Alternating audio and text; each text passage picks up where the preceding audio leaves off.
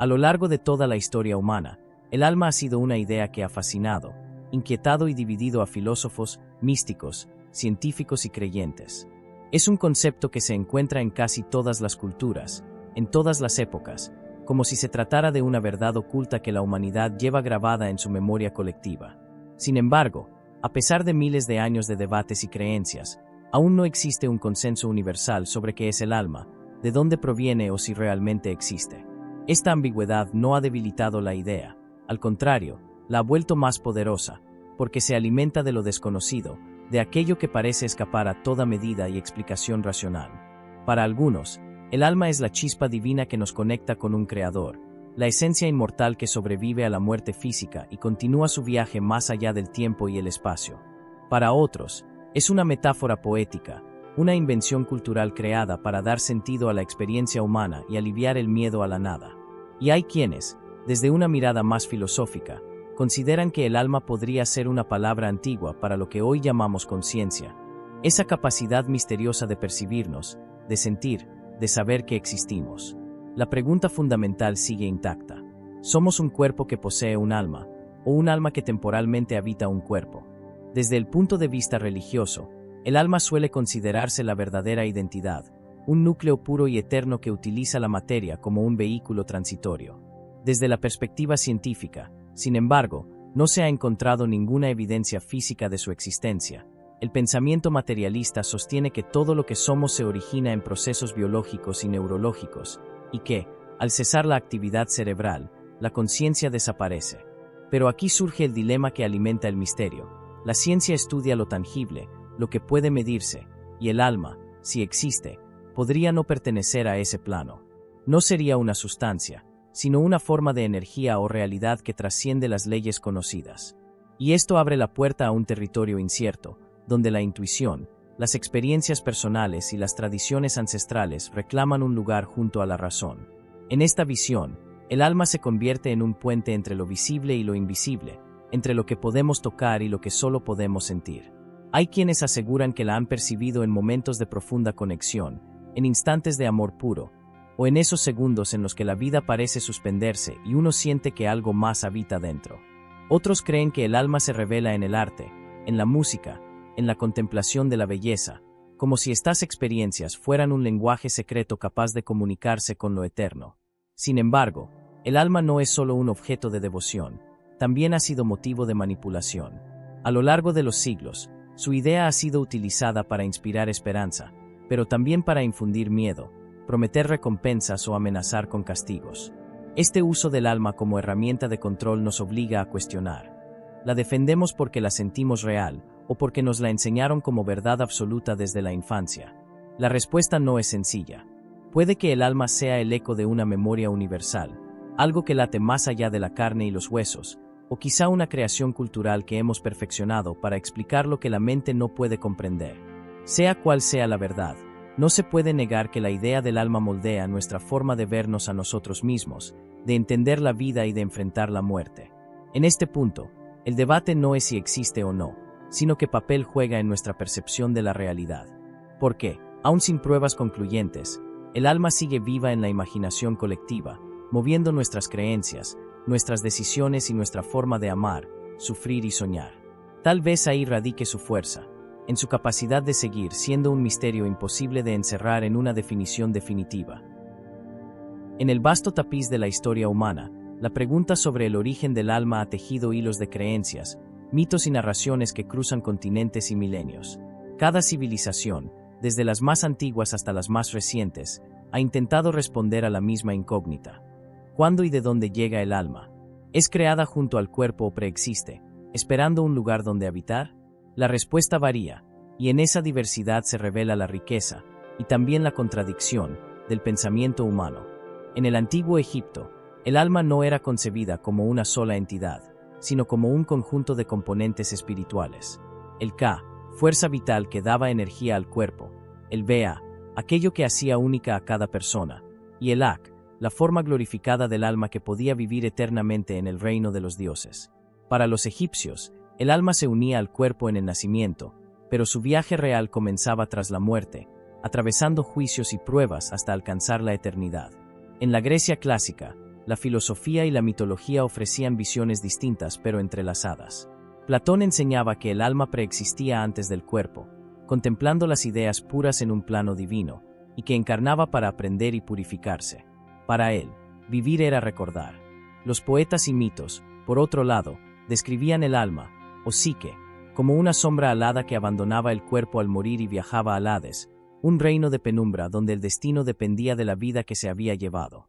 En la India antigua, las tradiciones védicas y luego el hinduismo establecieron una de las visiones más complejas y refinadas sobre el alma, a la que llaman Atman. Este no es simplemente una chispa individual, sino una gota del océano divino llamado Brahman. El Atman no nace ni muere, se encarna una y otra vez, movido por el karma, hasta que alcanza la liberación o moksha. En esta cosmovisión, el origen del alma no está en un punto temporal, sino en una eternidad sin principio. En la antigua China, la concepción del alma estaba ligada al equilibrio de fuerzas y energías. El Hun, espíritu etéreo, y el Po, alma corpórea, coexistían en cada persona. El Hun conectaba con el cielo y lo inmaterial, el Po, con la tierra y lo físico. En el momento de la muerte, el Hun regresaba al cielo y el Po volvía a la tierra. Esta visión no planteaba un único origen divino, sino un flujo constante de energías que se unían temporalmente en el ser humano. En las culturas mesoamericanas, como la mexica o azteca, el alma, o más bien, las almas, porque creían en varias, tenía una relación directa con el cosmos y la naturaleza. El teyolía residía en el corazón y era responsable de la memoria y la identidad. El tonali habitaba en la cabeza y daba fuerza y destino, y el iyotl, en el hígado, regía las emociones y deseos. Cada parte tenía un viaje y un propósito distintos al morir, reflejando una visión múltiple y profundamente espiritual del ser. Incluso en pueblos nómadas y tribales, alejados de los grandes centros de civilización, el alma aparecía como una presencia inevitable. Para muchos chamanes siberianos o amerindios, el alma era una chispa ancestral que descendía de las estrellas o emanaba de los espíritus de la naturaleza, ingresando al cuerpo en el momento del primer aliento y partiendo con el último. Lo fascinante de todas estas visiones no es solo su diversidad, sino los patrones que se repiten. La mayoría coincide en que el alma no es una creación accidental, viene de un lugar sagrado, de un orden invisible que antecede a la materia. Se le atribuye un propósito, un viaje y una conexión con algo mayor que el individuo. Y aunque el lenguaje, los símbolos y los dioses cambien, la intuición parece la misma. El alma es un visitante en este mundo, y su origen es un misterio que rebasa la comprensión humana. Este mosaico de creencias plantea un interrogante que nos acompaña hasta hoy. ¿Son estas coincidencias prueba de una verdad universal, o simplemente el reflejo de un deseo humano común de creer que somos más que carne y hueso? Quizá la respuesta esté enterrada no en los libros de historia, sino en lo más profundo de nosotros mismos, allí donde cada cultura ha dicho, con palabras distintas, que habita el alma.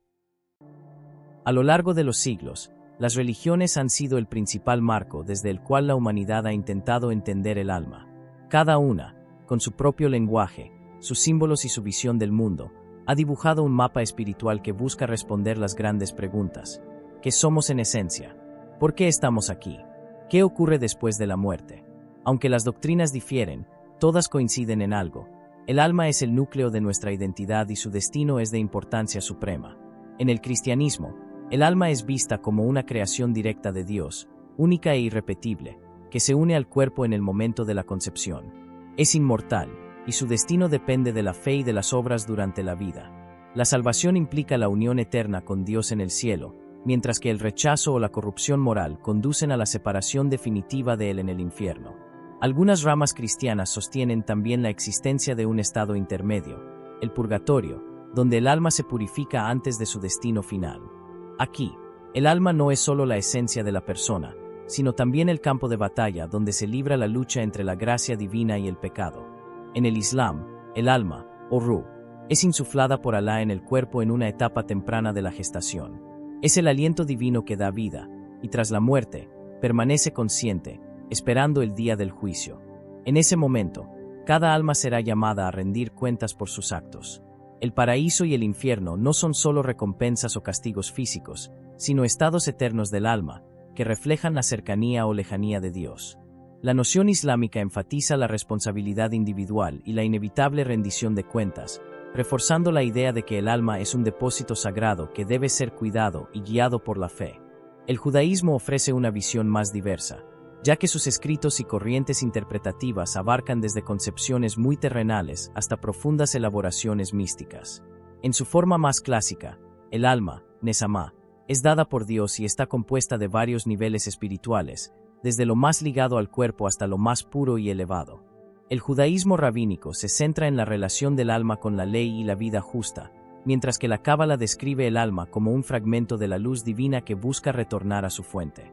Para el pensamiento místico judío, el alma no es solo un pasajero, sino un canal a través del cual lo divino se manifiesta en el mundo. En el hinduismo, la concepción del alma, o Atman, está profundamente entrelazada con la creencia en la reencarnación. El Atman es eterno, inmutable y, en última instancia, idéntico a Brahman, la realidad suprema. La vida física es vista como una etapa transitoria en un ciclo sin principio ni fin de nacimientos y muertes, conocido como samsara. El objetivo último del alma es liberarse de este ciclo mediante la realización espiritual, alcanzando moksha, la unión definitiva con la divinidad. Aquí, el alma no es algo que va a algún lugar tras la muerte, sino que regresa a su verdadera naturaleza. En el budismo, la visión es más compleja, porque niega la existencia de un alma permanente en el sentido tradicional. La enseñanza de Anatta o no yo afirma que lo que llamamos yo es una combinación temporal de procesos físicos y mentales. Sin embargo, existe una continuidad de la conciencia que viaja de una vida a otra, influenciada por el karma, hasta alcanzar el nirvana, la liberación del sufrimiento. Aunque a primera vista esto parece negar el alma, en realidad ofrece otra manera de entender la existencia, no como una entidad fija, sino como un flujo continuo. Más allá de sus diferencias, estas religiones coinciden en atribuir al alma, o su equivalente, un papel central en el propósito de la vida. Para unas, es una creación divina que debe regresar a su creador. Para otras, una chispa eterna que debe liberarse del ciclo de renacimientos. Y para algunas, una ilusión que debe ser disipada para alcanzar la verdad. Cada una, desde su mirada, plantea que la existencia no termina con la muerte, y que lo que somos en esencia está llamado a un destino que trasciende lo material. Este capítulo nos deja frente a una paradoja. Aunque las creencias no siempre coinciden, la necesidad humana de concebir un núcleo espiritual persiste. Tal vez, más que encontrar una definición única, la clave esté en comprender que el alma, en sus múltiples formas, ha sido y sigue siendo un puente entre el hombre y el misterio. La filosofía, a diferencia de la religión, no parte de verdades reveladas ni de dogmas sagrados. Su territorio es la razón, el análisis y la reflexión crítica. Sin embargo, desde sus inicios, los filósofos han sentido la necesidad de abordar el misterio del alma, no solo para entender qué somos, sino para esclarecer el sentido mismo de la existencia. Y aunque sus conclusiones difieren, todas revelan que el alma ha sido considerada una pieza fundamental para comprender la experiencia humana. En la antigua Grecia, Platón fue uno de los primeros en proponer una teoría sistemática sobre el alma. Para él, el alma es inmortal y preexiste al cuerpo. Antes de nacer, habita en el mundo de las ideas, contemplando verdades perfectas. Al encarnar, olvida ese conocimiento, pero puede recordarlo a través de la filosofía y la búsqueda de la verdad. Platón divide el alma en tres partes: la racional, sede del pensamiento; la irascible, fuente del coraje y la voluntad; y la apetitiva, deseos y necesidades. La vida virtuosa consiste en mantener el equilibrio entre ellas, guiadas por la razón. Aristóteles, discípulo de Platón, se apartó de la idea de un alma independiente y eterna en el mismo sentido que su maestro. Para él, el alma es la forma del cuerpo, aquello que le da vida y propósito. No puede existir sin el cuerpo, así como la luz no existe sin una lámpara que la sostenga. Divide el alma en tres niveles: vegetativa, nutrición y crecimiento, común a plantas y animales; sensitiva, percepción y movimiento, propia de los animales; e intelectiva, pensamiento y razonamiento, exclusiva del ser humano. Su visión es más naturalista. El alma no es un viajero eterno, sino el principio vital que desaparece con la muerte. En el mundo romano, Cicerón y otros pensadores retomaron las ideas griegas, pero también las mezclaron con nociones estoicas. Para los estoicos, el alma es parte de un fuego divino que impregna el universo, una chispa del logos que habita en cada ser. Así, el alma está unida a un orden cósmico y racional, y la vida virtuosa consiste en vivir de acuerdo a ese orden. En la Edad Media, la filosofía se entrelazó con la teología. Santo Tomás de Aquino, inspirado en Aristóteles, defendió que el alma humana es inmortal y creada directamente por Dios, unida al cuerpo pero capaz de sobrevivirle. Aquí, la razón filosófica se pone al servicio de la fe, buscando demostrar que la existencia del alma es coherente con la lógica y la moral cristiana. Con la llegada de la modernidad, René Descartes planteó una visión dualista que marcó profundamente el pensamiento occidental. Para él, el alma y el cuerpo son sustancias distintas. El cuerpo pertenece al mundo material, mientras que el alma, o la mente, pertenece al mundo inmaterial. Pienso, luego existo no es solo una afirmación sobre la conciencia, sino una declaración de que la esencia del ser no está en la carne, sino en la capacidad de pensar. El gran misterio para Descartes fue explicar cómo interactúan estas dos realidades. Otros filósofos posteriores desafiaron esta visión. David Hume, desde el empirismo, negó la existencia de un alma como entidad fija. Para él, lo que llamamos yo es solo un conjunto de percepciones en constante cambio, como una corriente de pensamientos y sensaciones sin un núcleo inmutable. Immanuel Kant, en cambio, aceptó que el alma no puede demostrarse ni refutarse por medios empíricos, pero la consideró una idea necesaria para sostener la moralidad y la responsabilidad. En tiempos más recientes, corrientes como el existencialismo, representado por Jean-Paul Sartre, descartaron la noción tradicional del alma. Para Sartre, no tenemos una esencia predeterminada, existimos primero y luego, a través de nuestras elecciones, nos definimos. La noción de alma se convierte, entonces, en una metáfora de nuestra libertad y responsabilidad. Lo interesante es que, aunque la filosofía ha oscilado entre afirmar, redefinir o negar el alma, nunca ha podido borrar su presencia del todo. Incluso en teorías que la rechazan, persiste la pregunta sobre la identidad, la conciencia y la continuidad del ser. El alma, para la filosofía, no es siempre un dogma, pero sí una pregunta que se niega a morir. Así, mientras la religión la protege como una verdad revelada, la filosofía la somete a un escrutinio constante, reconociendo que su valor quizá no esté en las respuestas definitivas, sino en la profundidad de las preguntas que nos obliga a hacer. La ciencia moderna, con su precisión y su insistencia en la evidencia, ha tratado de iluminar todos los rincones del misterio humano, incluso aquellos que durante siglos fueron dominio exclusivo de la religión y la filosofía. Y, sin embargo, cuando el tema es el alma, su avance se encuentra con un muro invisible. Porque, aunque puede describir con asombroso detalle la estructura del cerebro, el funcionamiento de las neuronas y los procesos químicos que sostienen la vida, aún no ha logrado responder una pregunta esencial. ¿Existe algo más allá de lo físico que nos define como seres conscientes? Para la neurociencia, la identidad, la memoria y las emociones son producto de complejas redes neuronales. La personalidad se moldea por conexiones sinápticas, moduladas por experiencias, genética y ambiente. Desde esta visión, lo que llamamos alma podría ser una interpretación cultural o poética de la conciencia, un fenómeno emergente del cerebro, tan real como la luz de una lámpara, pero dependiente de la estructura que la produce. Sin embargo, aquí surge un dilema que la ciencia aún no resuelve. La conciencia no se comporta como un objeto físico. No puede pesarse, medirse en centímetros ni fotografiarse con un microscopio. El famoso problema difícil de la filosofía de la mente, cómo la actividad cerebral produce experiencias subjetivas, sigue sin respuesta. Por eso, algunos científicos empiezan a considerar que la conciencia, y tal vez el alma, no sean simples subproductos del cerebro, sino algo más fundamental.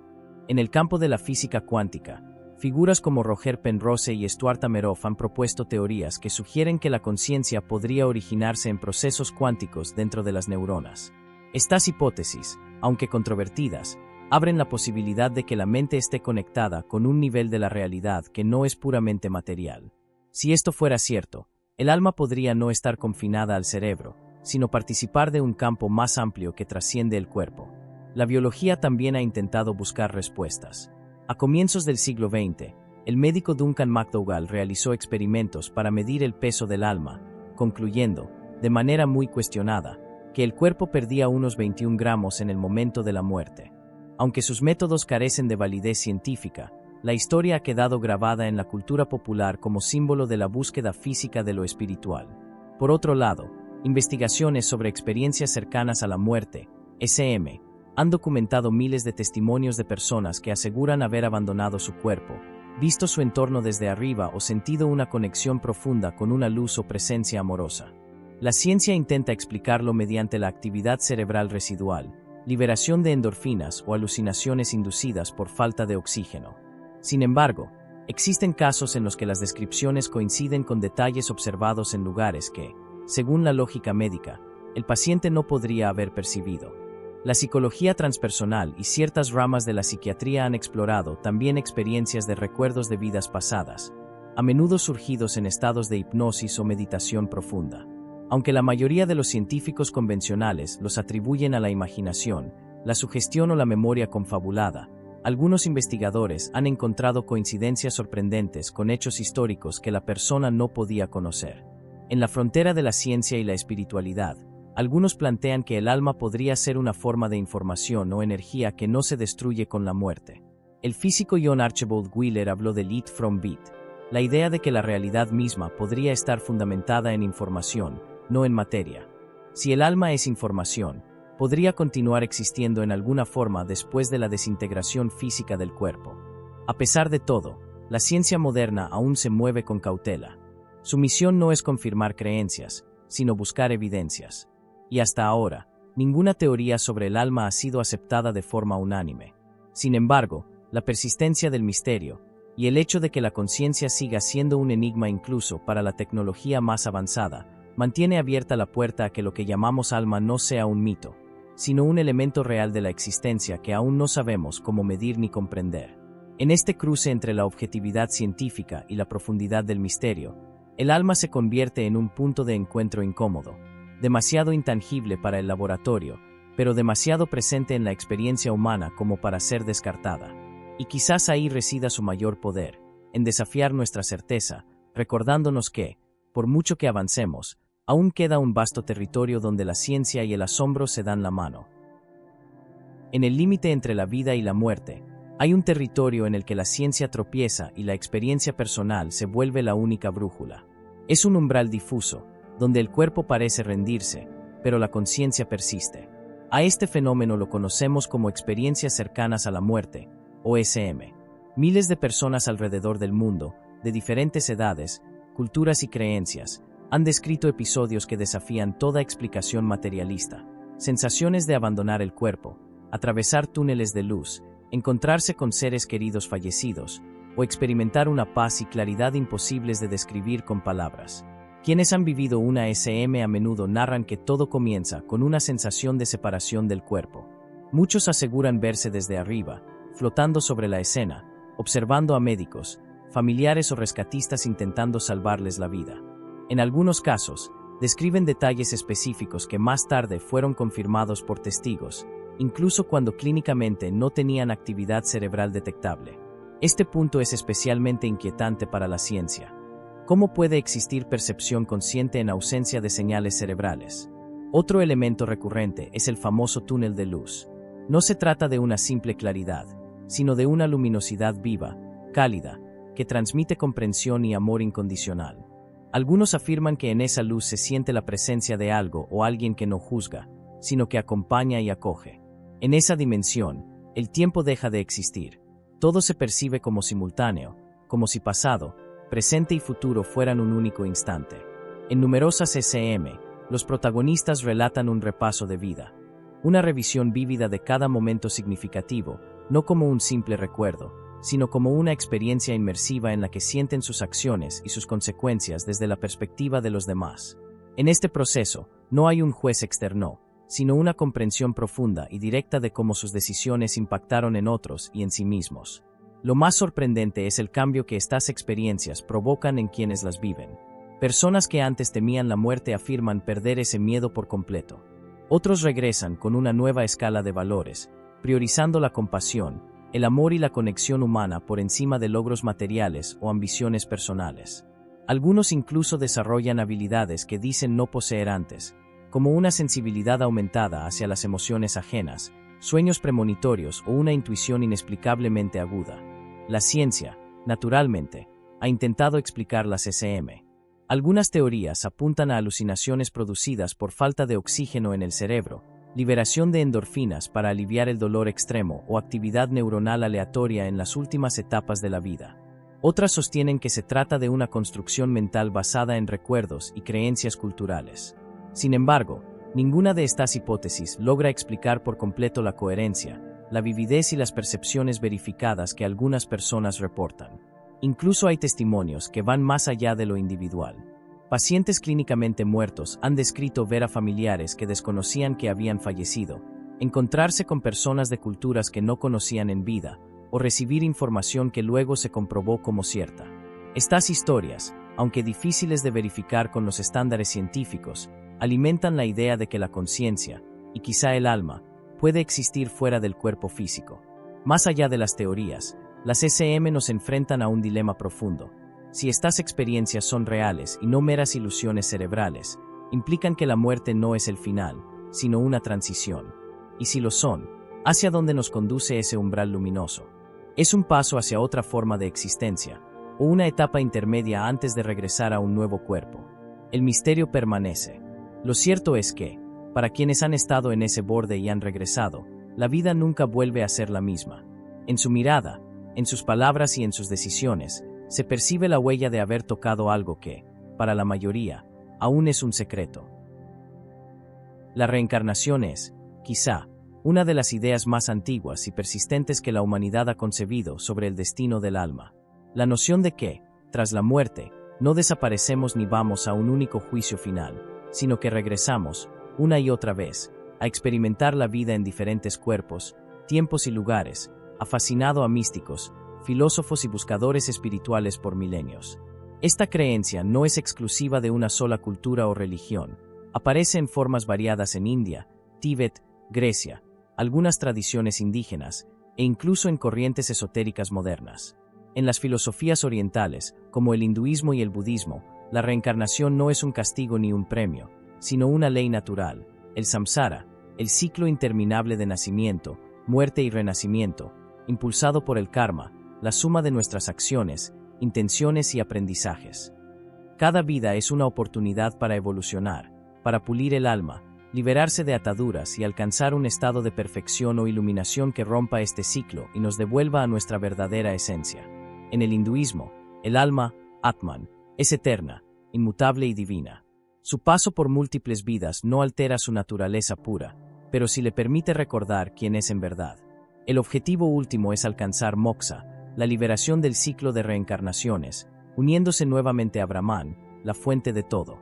En el budismo, en cambio, no se concibe un alma fija, sino una corriente de conciencia que, al igual que una llama que enciende otra, transmite las consecuencias kármicas de una vida a la siguiente. Fuera de Asia, en la antigua Grecia, filósofos como Pitágoras y Platón defendían la transmigración del alma. Platón enseñaba que cada encarnación es una oportunidad para recordar las verdades que el alma conoció antes de unirse al cuerpo. En el pitagorismo, incluso los animales podían albergar almas humanas en su camino de purificación, reforzando la idea de que toda vida está interconectada. En culturas indígenas de América, como algunos pueblos navajo y mayas, la reencarnación se entendía como el retorno del espíritu de un ancestro dentro de un recién nacido, manteniendo viva la memoria del linaje. En el Tíbet, la creencia en los tulkus, maestros espirituales que renacen conscientemente para guiar a los demás, es un ejemplo de cómo la reencarnación puede verse no solo como evolución personal, sino como un acto de servicio. En tiempos modernos, la reencarnación ha sido objeto de estudios que intentan encontrar evidencia empírica. Investigadores como Ian Stevenson de la Universidad de Virginia documentaron miles de casos de niños que afirmaban recordar vidas pasadas, describiendo lugares, personas y eventos que luego fueron verificados. Aunque estos estudios son polémicos y criticados por la ciencia convencional, siguen despertando preguntas incómodas. ¿Son simples coincidencias, invenciones infantiles o la huella real de una existencia previa? Para quienes creen, la reencarnación ofrece un sentido profundo a las aparentes injusticias y desigualdades de la vida. No somos simples víctimas del azar. Todo tiene un propósito en un entramado mayor de causas y efectos que trasciende una sola existencia. Las relaciones kármicas explicarían por qué nos encontramos con ciertas personas, sentimos afinidad o rechazo instantáneo, o vivimos pruebas específicas. Sin embargo, la reencarnación también plantea preguntas inquietantes. Si hemos vivido tantas vidas, porque no las recordamos. Algunos sostienen que el olvido es necesario para concentrarnos en las lecciones de esta existencia sin la carga emocional de todas las anteriores. Otros, que ciertos recuerdos emergen de forma espontánea en sueños, déjà vu o regresiones profundas. Más allá de la certeza o la duda, la idea de reencarnación transforma la manera de vivir. Si creemos que el alma continúa, cada acto cobra un peso distinto. No es solo lo que hacemos en esta vida, sino lo que sembramos para las que vendrán. Y si no creemos, el misterio sigue latiendo, alimentado por relatos y experiencias que parecen susurrarnos que quizá la muerte no sea un final, sino una curva más en un camino infinito. Hablar del alma sin mencionar el karma es dejar incompleta una de las piezas más importantes de su posible recorrido. El karma, más que una simple creencia religiosa, es una de las leyes espirituales más antiguas y universales, presente bajo diferentes nombres y formas en culturas de todo el mundo. En su sentido más profundo, es la idea de que todo acto, pensamiento e intención deja una huella que regresa, tarde o temprano, a su origen. No como un castigo o una recompensa impuesta desde fuera, sino como una consecuencia natural, tan inevitable como la gravedad. En las tradiciones de la India, donde el concepto de karma se consolidó, el alma, Atman, viaja a través del samsara, el ciclo de nacimiento, muerte y renacimiento, cargando consigo el peso y la luz de sus acciones. Cada vida es el escenario donde las semillas plantadas en existencias anteriores germinan, algunas para ser disfrutadas, otras para ser enfrentadas. No se trata de un juicio moral en el sentido humano, sino de una ley imparcial, que no olvida ni perdona, pero que tampoco condena, simplemente equilibra. El budismo adopta una visión similar, aunque sin postular un alma permanente. Aquí, el karma se adhiere a la corriente de conciencia, condicionando las experiencias futuras. Lo que hoy pensamos y hacemos no se disuelve en el aire, sino que construye, ladrillo a ladrillo, la estructura de nuestro destino. Es por eso que la compasión, la atención plena y la conducta ética no son meras recomendaciones morales, sino herramientas prácticas para moldear el futuro de nuestra propia existencia. En la filosofía griega, aunque la palabra karma no existía, la idea estaba presente. Platón y los pitagóricos creían que las almas, tras la muerte, se encontraban con un juicio que determinaba su próxima encarnación, acorde a su conducta. En otras culturas, como las africanas o las indígenas americanas, el principio se expresa a través de proverbios y narraciones que advierten que todo lo que haces regresa a ti, enfatizando que la vida es un círculo donde nada queda sin respuesta. Lo fascinante del karma es que no se limita a la moral externa, también opera en el terreno interno. No solo cuenta lo que hacemos, sino desde donde lo hacemos. Un mismo acto, por ejemplo, ayudar a alguien, puede generar karmas distintos si lo hacemos desde el amor genuino, desde el orgullo o desde la manipulación. Así, el karma se convierte en un espejo que revela no solo nuestras acciones, sino la calidad de nuestras intenciones. Para el alma, el karma es al mismo tiempo carga y maestro. Carga, porque condiciona las circunstancias que enfrentaremos. Maestro, porque en cada desafío se esconde una lección que, una vez aprendida, libera parte de ese peso acumulado.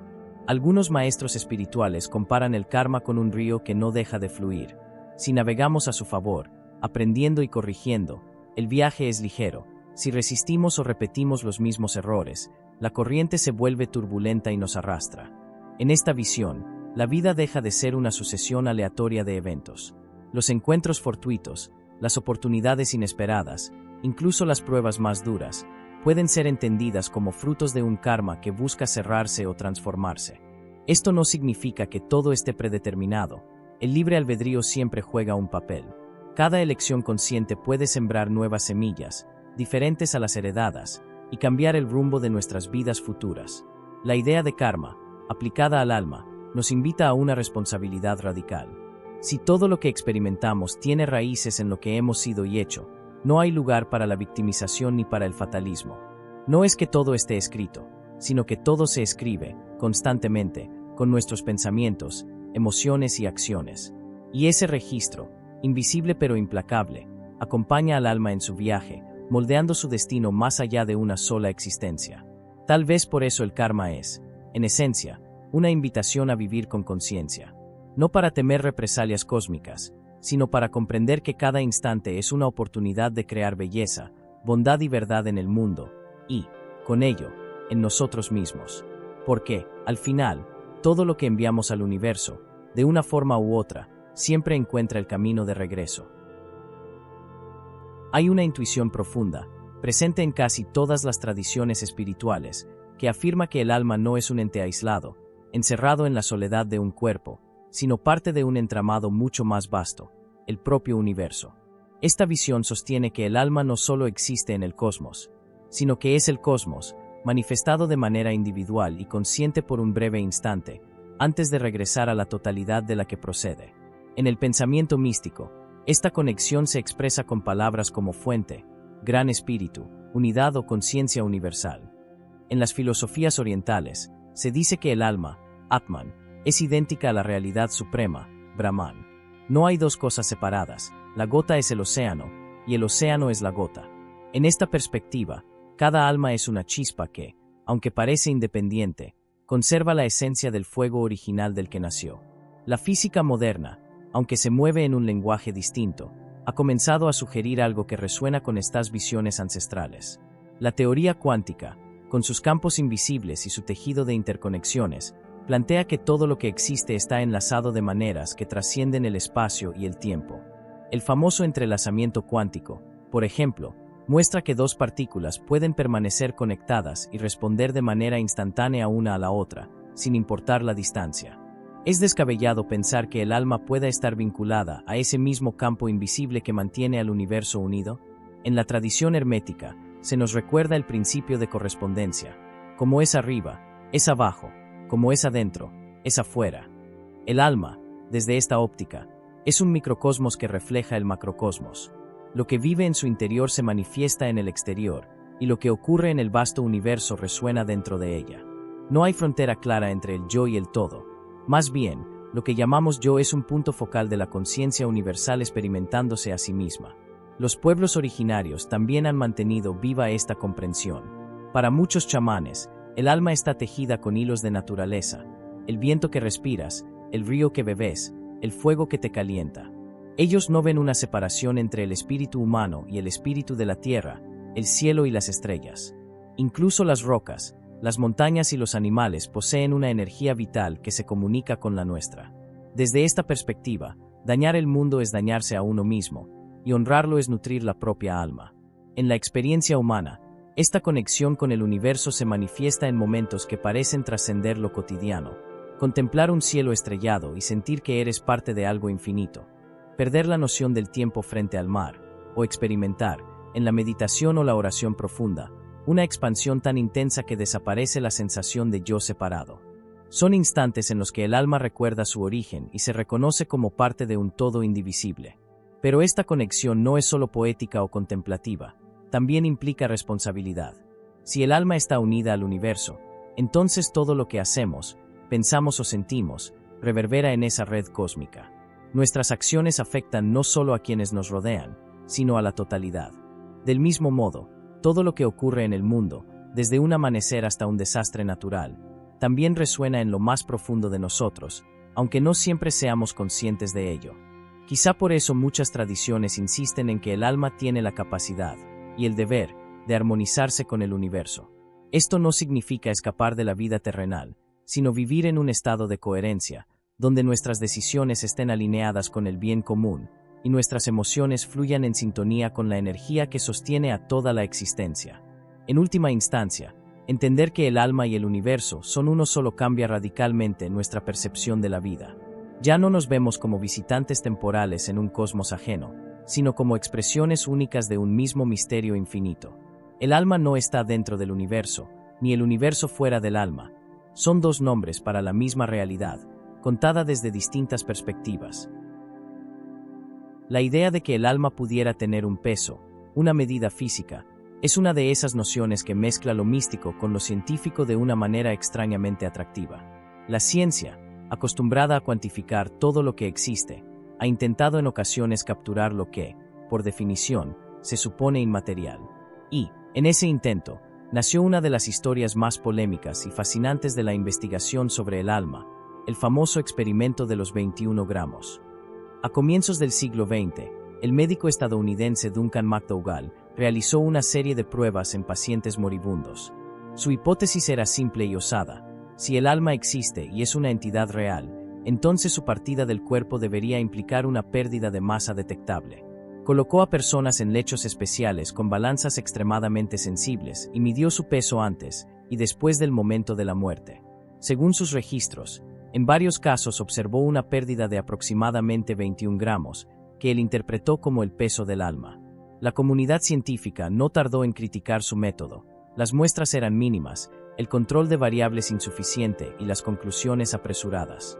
Factores como la evaporación de fluidos corporales o cambios en la temperatura podrían explicar la diferencia de peso. Sin embargo, la idea prendió fuego en el imaginario colectivo. Los 21 gramos se convirtieron en una cifra simbólica, repetida en libros, películas y conversaciones como si fueran una verdad incontestable. Más allá del experimento de McDougall, la pregunta persiste: si el alma es energía, ¿podría tener una manifestación física? La física nos dice que la energía no tiene masa en el sentido tradicional, pero puede interactuar con la materia de formas que afectan su comportamiento. Algunos investigadores contemporáneos han especulado que, si el alma es un campo de información o un patrón de energía cuántica, podría influir en la materia de maneras aún desconocidas para nosotros. En paralelo, existe otra forma de hablar del peso del alma, no en gramos, sino en un sentido existencial. Hay culturas que sostienen que el alma puede cargarse de densidad emocional o espiritual a través de las acciones, los traumas y las culpas acumuladas. En el libro de los muertos del antiguo Egipto, por ejemplo, se describe como el alma del difunto es pesada en una balanza frente a la pluma de Maat, símbolo de la verdad y la justicia. Si el alma es más pesada que la pluma, cargada de mentiras y actos injustos, no puede acceder al más allá pacífico. Aquí, el peso no es material, sino moral y energético. Este simbolismo aparece también en otras tradiciones. En el cristianismo, aunque no se habla de gramos, se sugiere que el alma puede ser ligera o pesada según la pureza de su vida. En el budismo, la ligereza del alma está asociada a la liberación del apego y el sufrimiento, mientras que la pesadez se vincula al karma acumulado. Así, el peso del alma se convierte en una metáfora de la carga que llevamos con nosotros, más allá del cuerpo. En un sentido más moderno, algunos psicólogos y terapeutas espirituales hablan de sanar el peso del alma como un proceso de liberar memorias dolorosas, perdonar y reconciliarse con uno mismo. Este tipo de trabajo, aunque no mide gramos, sí busca aligerar esa densidad invisible que puede hacer que la vida se sienta más difícil o limitada. Quizá el verdadero misterio no esté en determinar cuántos gramos pesa el alma, sino en entender que lo que la hace más ligera o más pesada no es algo que una balanza pueda registrar. Tal vez se trate de la suma de nuestras intenciones, de la armonía que mantenemos con nosotros mismos y con el mundo, o de la capacidad de dejar ir aquello que nos ata. El peso del alma, ya sea literal o metafórico, nos enfrenta a una pregunta profunda. ¿Qué llevaremos con nosotros cuando crucemos el umbral final? Y aunque no podamos medirlo con precisión, si podemos influir en ello en cada decisión, en cada acto de amor o egoísmo, en cada instante en que elegimos entre expandirnos o cerrarnos. Entre las muchas concepciones espirituales que rodean al alma, hay una particularmente inquietante y a la vez profundamente reveladora, la idea de que el alma no siempre permanece entera durante la vida. Según diversas tradiciones chamánicas, místicas y esotéricas, el alma puede fragmentarse, perder partes de sí misma o incluso extraviarse parcialmente, dejando a la persona incompleta en un sentido espiritual. Esta visión rompe con la imagen idealizada del alma como algo incorruptible e inmutable, y nos confronta con la posibilidad de que nuestras experiencias puedan afectarla de manera real y duradera. En el chamanismo siberiano y americano, se habla de la pérdida del alma, soul loss, como consecuencia de traumas intensos, dolores emocionales profundos o eventos que amenazan la supervivencia psíquica. El alma, para protegerse, huye o se desconecta parcialmente del cuerpo, llevándose consigo una parte de la energía vital. Es un mecanismo de defensa espiritual, escapar de un entorno insoportable para preservar la esencia más pura. Sin embargo, si esa parte no regresa, la persona puede experimentar síntomas persistentes, apatía, vacío existencial, depresión sin causa aparente, sensación de no pertenecer o de no estar completa. En la cosmovisión de muchos pueblos indígenas, perder fragmentos del alma no es una metáfora psicológica, sino un hecho literal en el plano espiritual. Un susto extremo, una agresión, un duelo, la pérdida de un ser querido o incluso un vínculo tóxico pueden arrancar parte del alma. Los curanderos y chamanes practican rituales de recuperación del alma, viajando al mundo espiritual para encontrar y reintegrar esos fragmentos perdidos. El proceso, lejos de ser mágico en un sentido superficial, es un acto profundo de sanación que busca devolver a la persona su plenitud original. En las tradiciones esotéricas occidentales, la idea de fragmentación del alma adopta otros matices. Algunos sistemas herméticos y gnósticos sostienen que, en la vida, el alma puede romperse en múltiples subpersonalidades o pedazos dispersos, atrapados en emociones, pensamientos obsesivos o apegos intensos. Aquí, la fragmentación no se debe solo a traumas, sino también a la falta de conciencia y disciplina interior. La tarea del buscador espiritual es reunir esas piezas dispersas, integrarlas y reconectarlas con el núcleo esencial del ser. Incluso en la psicología moderna, aunque no se use el término alma de manera literal, existen paralelismos claros. Conceptos como el trastorno de estrés postraumático, la disociación o la sensación de no ser uno mismo después de un evento traumático, se acercan a lo que las culturas ancestrales describieron durante siglos. En cierto modo, el lenguaje de la ciencia y el de la espiritualidad están observando el mismo fenómeno desde lentes diferentes, una pérdida de integridad que afecta la forma en que experimentamos la vida. La noción de alma perdida también aparece en contextos espirituales más amplios. Hay quienes sostienen que un alma puede desorientarse después de la muerte, quedando atrapada en planos intermedios, sin avanzar hacia su destino final. Esta creencia ha dado origen a rituales funerarios y oraciones destinadas a guiar al alma hacia la luz, evitando que quede vagando. De forma simbólica, esta idea se extiende a los vivos. Un alma perdida no es solo la que ha salido del cuerpo, sino también la que, aún encarnada, ha olvidado quién es y cuál es su propósito. Lo más poderoso de esta visión es que no plantea la fragmentación como una condena definitiva. Al contrario, afirma que siempre existe la posibilidad de reintegración. Recuperar el alma puede ser un proceso de sanación personal, introspección profunda, trabajo terapéutico o ritual espiritual. A veces, basta un momento de profunda conexión, con la naturaleza, con el arte, con el amor verdadero, para que un fragmento regrese, trayendo consigo una sensación renovada de vitalidad y pertenencia. La fragmentación y la pérdida del alma, vistas así, nos invitan a reflexionar sobre el estado en el que vivimos hoy. En un mundo acelerado, desconectado y lleno de experiencias que nos hieren sin darnos tiempo de procesarlas, quizá muchos caminamos con partes de nuestra alma dispersas.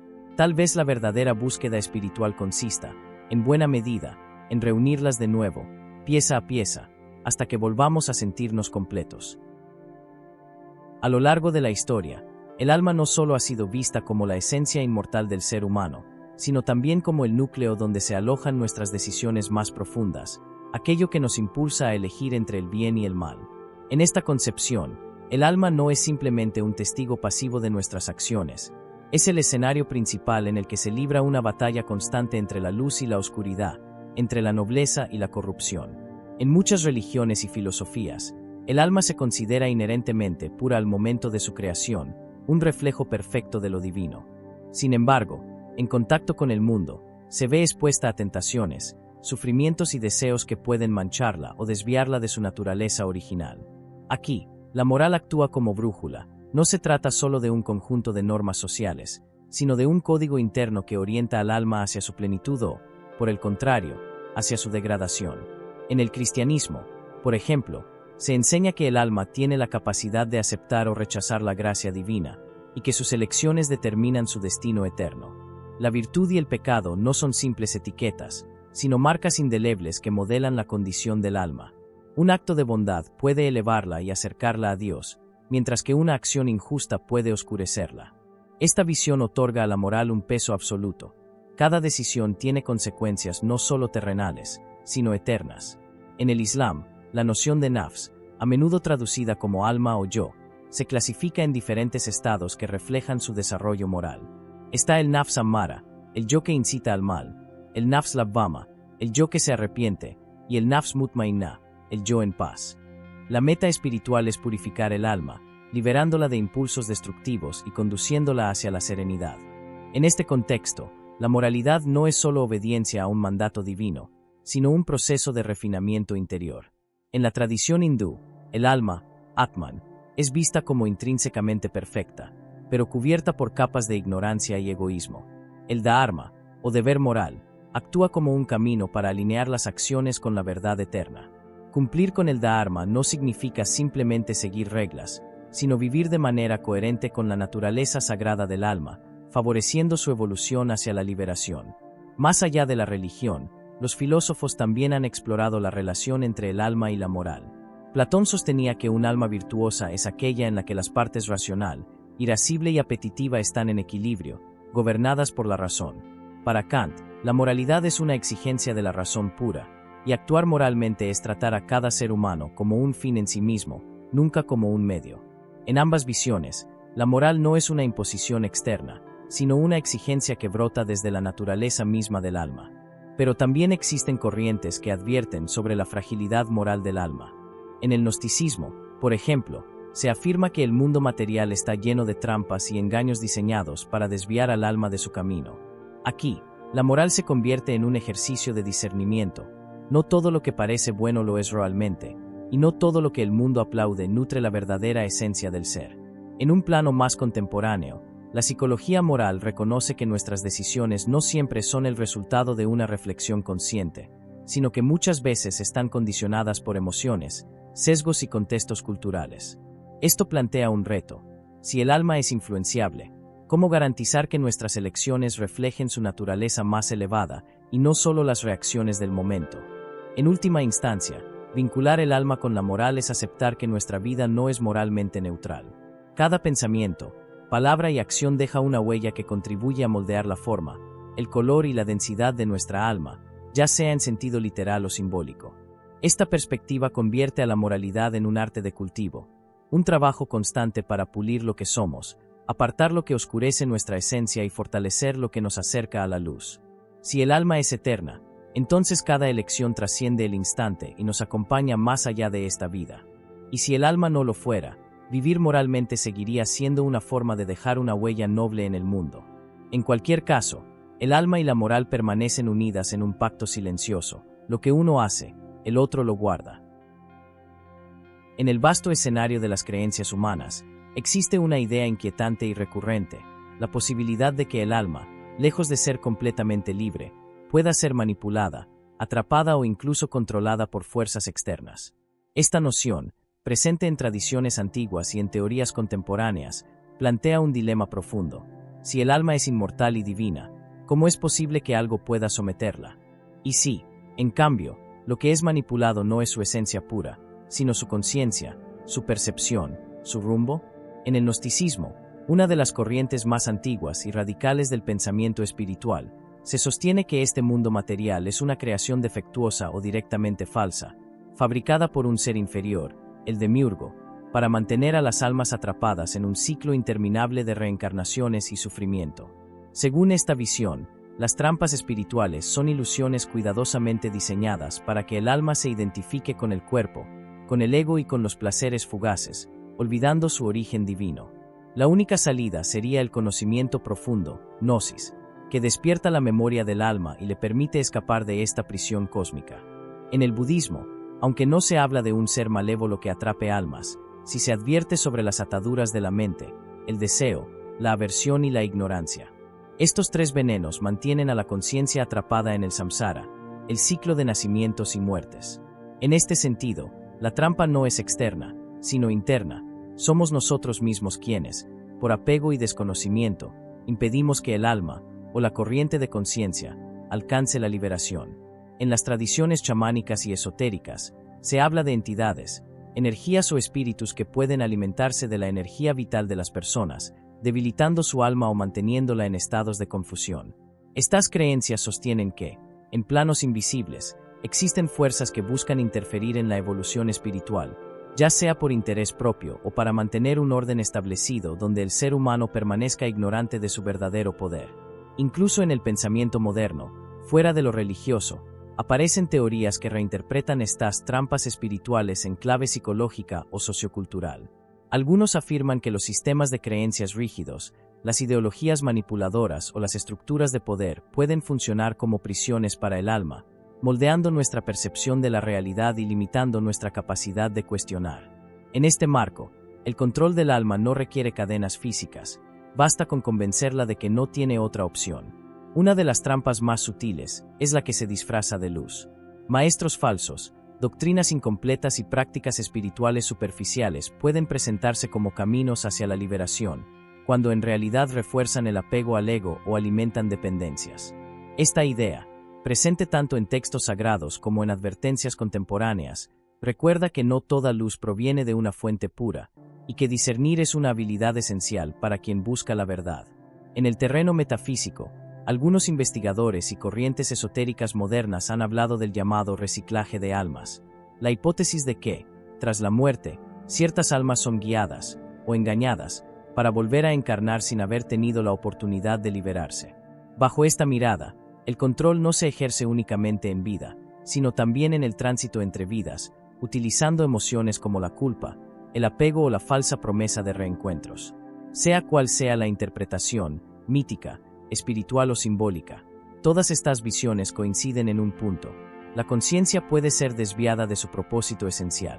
El verdadero peligro no es solo la existencia de fuerzas externas, sino nuestra falta de vigilancia interior.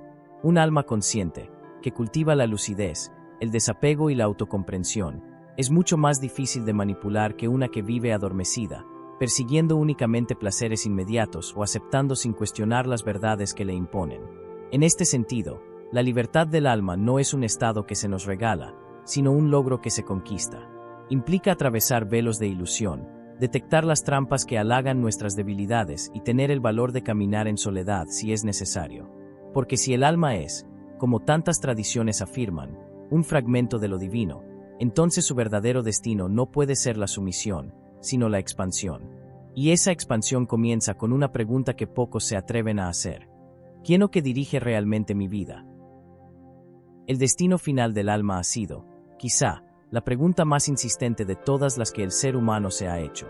No se trata solo de curiosidad metafísica, es una inquietud que nos atraviesa a todos en algún momento de la vida, especialmente cuando la muerte se presenta de cerca, arrebatándonos a alguien o recordándonos nuestra propia fragilidad. ¿A dónde vamos después de exhalar el último aliento? ¿Se disuelve nuestra conciencia en la nada? ¿Seguimos un viaje hacia reinos invisibles? ¿O regresamos, una vez más, a esta misma rueda de experiencias? Para el cristianismo, el destino del alma es claro: cielo o infierno, con el purgatorio como estación intermedia para quienes necesitan purificación. El alma, creada única e inmortal, será juzgada según la fe y las obras, y su eternidad se definirá por su cercanía o separación de Dios. Esta visión, aunque contundente, deja espacio a interpretaciones más misericordiosas en ciertas ramas, donde se enfatiza el amor divino por encima del castigo eterno. En el Islam, la vida terrenal es una prueba, y el alma viaja al Barzaj, un estado intermedio donde espera el día del juicio. Allí, sus actos y su fe determinan si ingresará en el paraíso, un lugar de paz, gozo y cercanía a Dios, o en el infierno, concebido como un estado de sufrimiento y lejanía. Es una visión profundamente moral, donde cada momento de la vida cuenta como preparación para el encuentro definitivo con el Creador. En el hinduismo, el destino final del alma es romper el ciclo de reencarnaciones alcanzando moksha, la unión con Brahman. Mientras esto no ocurra, el alma continuará viajando de vida en vida, condicionada por el karma. La liberación no es un premio, sino el reconocimiento de que siempre hemos sido parte de la realidad absoluta, y que toda separación fue una ilusión. En el budismo, el objetivo es alcanzar el nirvana, un estado de liberación total del sufrimiento y de la rueda del samsara. No se trata de un lugar en el sentido físico, sino de una condición de paz perfecta, libre de apego e ignorancia. El viaje del alma, o más bien de la corriente de conciencia, culmina cuando ya no queda ninguna semilla que la impulse a renacer. En la cábala y el misticismo judío, el alma tiene múltiples niveles y capas. Algunas partes pueden elevarse rápidamente tras la muerte, mientras que otras requieren purificación o regresan a la tierra para completar aprendizajes. El destino final es el retorno a la luz infinita, el reencuentro con la fuente de la que emanó. Más allá de las religiones establecidas, en tradiciones chamánicas y espirituales independientes, el alma se ve como una viajera eterna que recorre distintos planos de existencia. Tras la muerte, puede entrar en mundos sutiles, reencontrarse con ancestros, recibir enseñanzas y, eventualmente, decidir su próximo paso, reencarnar, quedarse en planos intermedios o disolverse en la conciencia universal. En el plano esotérico contemporáneo, algunas corrientes plantean que el destino final del alma es una elección consciente. Afirman que, al momento de la transición, se nos ofrecen múltiples caminos: seguir evolucionando en planos de luz, regresar a experiencias materiales, o fusionarnos con una conciencia colectiva que supera cualquier noción individual. Esta visión concede al alma una soberanía absoluta, aunque advierte que no todas las almas están preparadas para ejercerla. Incluso hay teorías más radicales, herederas del gnosticismo, que sostienen que el destino que se nos presenta tras la muerte podría ser una ilusión más, un mecanismo para mantenernos atrapados. Según esta visión, el verdadero destino del alma es escapar de cualquier sistema de control y regresar a una fuente original que está más allá de todo lo que conocemos. Pero, sea cual sea la creencia, todas comparten una intuición común: el alma no muere con el cuerpo. El final que vemos con los ojos es solo un cambio de estado, una transición. Lo que sigue después es un misterio que nadie ha podido desvelar por completo, pero que millones de testimonios, tradiciones y visiones espirituales han intentado describir desde ángulos diferentes. Quizá el destino final del alma no sea un único lugar ni un único estado, sino un espectro de posibilidades que se abren en función de lo que hemos aprendido, de lo que aún necesitamos experimentar y de la verdad más profunda que somos capaces de reconocer en ese momento. Tal vez, más que un final, sea un comienzo que no alcanzamos a imaginar. Después de recorrer visiones religiosas, filosóficas, científicas, místicas y hasta esotéricas, una verdad se impone: el alma sigue siendo uno de los mayores misterios de la existencia humana. Ninguna cultura, ninguna tradición, ninguna teoría ha podido encerrar su significado en una definición definitiva. Y quizá ese sea su verdadero poder: obligarnos a vivir con una pregunta que no admite respuestas cerradas, a habitar el misterio como parte esencial de nuestra experiencia. Hablar del alma sin censura significa aceptar que no hay una única versión correcta.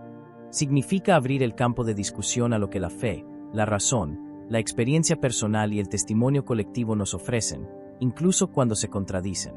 Significa reconocer que las respuestas que nos dan las religiones pueden inspirarnos, pero que no son las únicas, que la ciencia puede acercarse con sus instrumentos y mediciones, pero que no todo lo que importa se puede pesar o fotografiar, y que la filosofía puede dibujar teorías brillantes, pero ninguna podrá sustituir la vivencia íntima de sentir que algo, dentro de nosotros, va más allá del cuerpo. El alma, vista sin filtros, no es solo un tema de templos o laboratorios, sino una presencia que atraviesa la vida cotidiana. Está en el amor profundo que sentimos por alguien y que persiste incluso cuando esa persona muere. Está en el impulso de ayudar a un desconocido sin esperar nada a cambio. Está en esa inquietud que sentimos cuando, en medio de la rutina, una parte de nosotros se pregunta: ¿esto es todo, o hay algo más? Está en los sueños que parecen más reales que la vigilia y en los momentos de lucidez que nos sacuden como si alguien, desde dentro, nos susurrara: despierta.